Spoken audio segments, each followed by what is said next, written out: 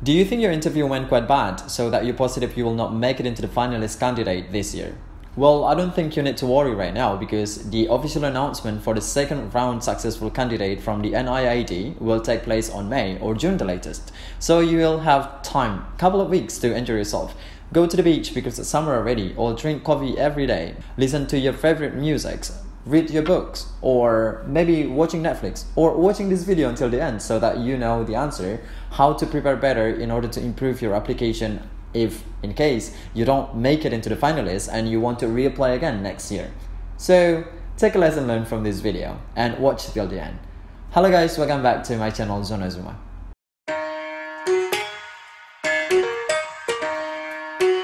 If you're new here, I'm Zmaro. I'm currently doing my PhD study here in South Korea at Postech, Pohang University of Science and Technology, and this is my first year in Advanced Nuclear Engineering.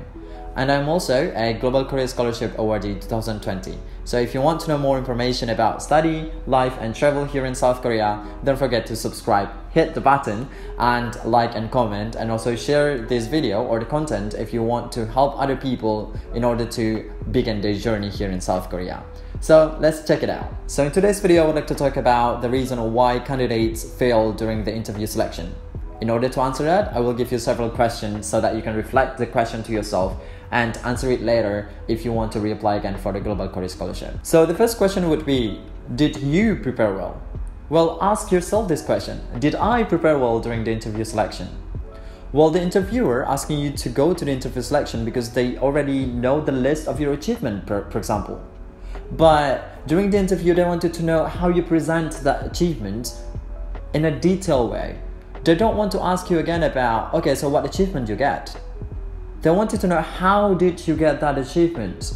And in order to know, in order to convince them, they wanted you to present it in oral way, not in a written way. Because in a written way, you can just ask someone to write it nicely. But during the interview, they know, oh, this person is representable with that achievement. So it's reasonable for him to get that achievement. Does that make sense? So ask yourself again.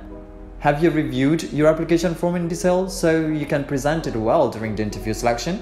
Have you not? You know the answer. So the next one is, have you conducted sufficient research? I couldn't highlight this more. Getting to know about the professor, the university, the lab that you apply for is really good. And to do so, you have to go through the website and research about what's actually going on in the university, what curriculum did they do, and what subjects would I take in order to take this major, and what was actually the journal that has been published by my professor, and what is the interest in my lab, so that you know how actually to get involved into the lab itself, get involved with the interests of your professor. During interview, at least you can attract him with your knowledge, even though it's in the surface knowledge, that, oh, you show the interest that, okay, you wanted to go to lab and you wanted to work together with the other lab mates. So yeah, that's the thing. Do the research for the next time if you fail during this interview section. Alright? The next one will be, why you being representable? By being representable, I will divide it into two. First one administratively, and second one is knowledgeably. Let's go to the administrative one. Were you dressing well? Were you thinking about what clothes do I have to wear during this interview? Taking a small amount of time to think about, okay, so is that color fit with this color? Is this style fit into the interview? Will win the interviewer heart, you know what I mean? So they will think already like, I mean, he took time or she took time already to think about how to be representable, and he looks well, he looks good.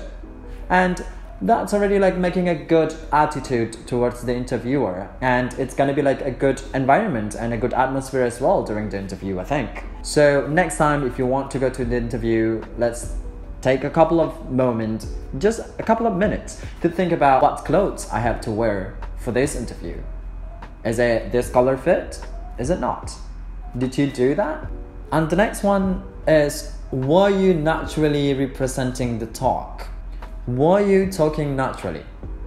Well, for some cases, I think people already like do the pre-made script. They collect already like some possible questions and they made the answer. When the question appeared during the interview, they just read it and they sounded like a robot because there is no flow in it. They just read it.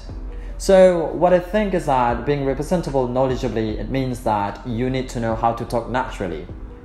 It's good that you make a pre-made script, but things you don't need to read that. Just present the essence of that pre-made script. For me, I did a bullet point so that I will not forget about the main point. Because if you make a complete whole paragraph, then you forgot one word, then you're gonna be fucked up. The things that I would suggest to you is that talk naturally during the interview and just make a bullet point. Don't need necessarily to go through the whole paragraph about your points. Just what is the important point? What are the important points that you want to share to the interviewer? But make it into the detail. So the flow of the talks is gonna be natural and representable during the interview. Would you do that? The fourth one, were you being honest? Well, even though you're a perfectionist, it doesn't mean that you have to go into the perfection during the interview, right? And change you. Well, I mean, it's okay to be vulnerable during the interview. If you don't know, just say you don't know. But some people not being honest. They're just like, okay, so I think the answer is like blah, blah, blah, blah. And it looks so stupid for the interviewer to listen to the answer. So the thing is like, just be honest. If you don't really know about the answer, take your time for a couple of seconds. If you really don't know, just say to the interviewer, I'm sorry, I would not be able to answer this question. It's a good question though, but I need to learn more about that question. It's okay not to know things, because human brain is not created to know everything. That's why Google is invented, because human capacity of thinking is limited. So just be honest. Just be honest if you don't know about things, rather than you just like elaborate the answer that make no sense at all, and it's gonna be decreasing your points. And the next one, it's gonna be, were you being clear about your goal?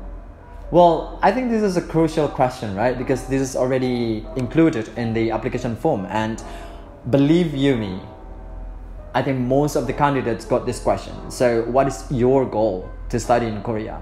Why we should manifest money to you to study in Korea? Do you know yourself what you are going to study about? And what is your goal in study?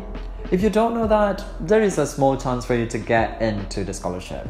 So just be careful about that. Study again about your study goal and making it clear. If you study, for example, in music, so you have to mention clearly about your goal. What do you want to study? And how do you manage your time to study about that? And what is actually your goal in the future after you finish your study? So study again about your personal statement, study again about your study goal, and that's, I think, perfectly good preparation and good research, perhaps, right? And the last point I would like to share today is gonna be, were you being confident? This is the last point, but I think the most important. I think for some people, they can just come to the interview and they're just like, I don't know, I came to Korea because I saw my friends on Instagram and it's really good for them to live there and I wanted to go out of my country. And that's it. Well, that's okay if you do it in a confident way. Like, for example, by looking at the improvement of the life of my friends in Korea, it seems like it improved a lot and he grows his capacity in terms of like, you know, human relationship, or like he got a good view of cultural and he opened his mindset, and that's pretty much I wanted to gain. Because of him, I got inspired to study in Korea. You see, it's the same point, but I take it into like more confident way. So everything can be it, and everything can be convinced. Everyone can be convinced when you do it confidently. So that's pretty much it for today's video, and thank you so much for, you know, constantly watching my videos, supporting me, and you know, I hope it's gonna be like really helpful for you in order to get into your journey to be started in South Korea. And if you have another question, just comment below and just DM me. For some people, they already DM'd me and I appreciate that. You just stop by into my, you know, Instagram and YouTube channel, and also asking about your preparation in order to get the scholarship, and also like, I don't know, life in Korea and personal. Well, I mean, I'm open with my personal question, but the thing is like, if it is too personal, sorry, I'm not sharing my private life. Alright, so thank you so much for watching my videos, and I hope this is going to be helpful, and share this video if you think that people might get benefit from that. And don't give up. Try again next time if you fail this time, because if you can't do it, you can do it. So be careful, have a good day, and see you, bye bye.